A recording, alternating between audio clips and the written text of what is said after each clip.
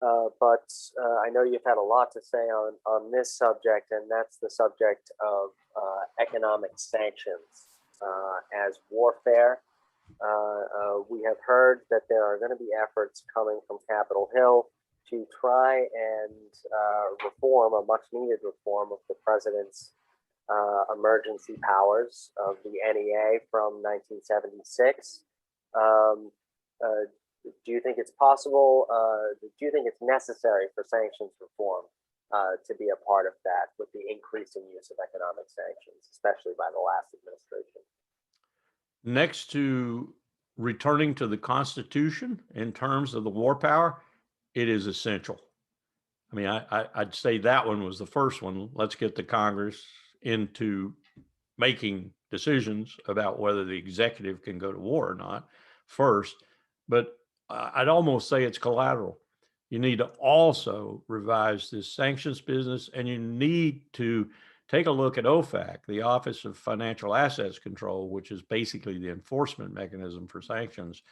And you need to ask some fundamental questions like, Charles de Gaulle was right when he said the power of the dollar was the most insidious weapon America wielded.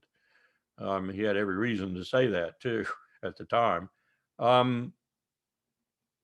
We have to get a handle on all the things it would be a three-phase process, I think.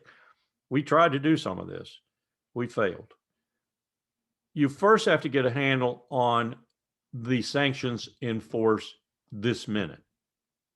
That's like trying to audit the Defense Department because we have sanctioned half the world, either individuals or states or both in most cases.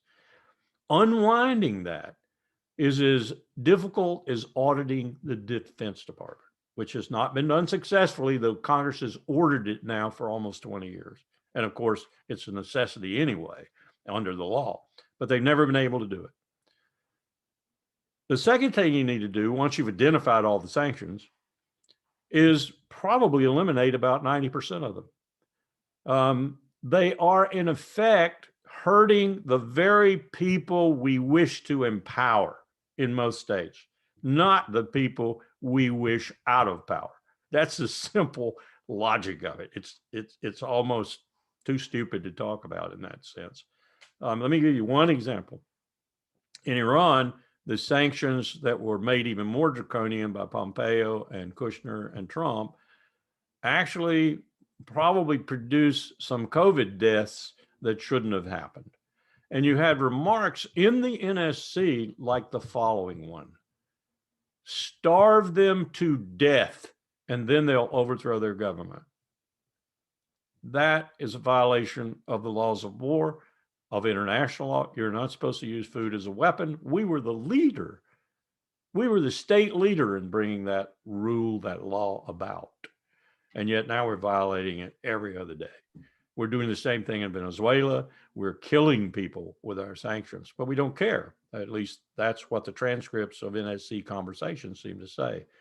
I'm encouraged by the fact that Blinken, Sullivan, and Biden do seem to care, and they want to see what they can do about it, but it is going to be a huge challenge. And the third reason it's going to be a huge challenge is there are people left, yes, by Dick Cheney and by other presidents in positions of authority in the sanctions enforcement business, who, even if the president were to issue an executive order, or even better, the Congress passed a law that said stop, would not stop. That's how bad it is. That's how laborious the process will be. That's how labyrinthine is our sanctions regime. It's as bad as the Defense Department, and that is bad. Well, thank you for laying out just how serious the problem is, and the need for us to get active around turning back this economic warfare that is hurting millions of people, billions of people across the world.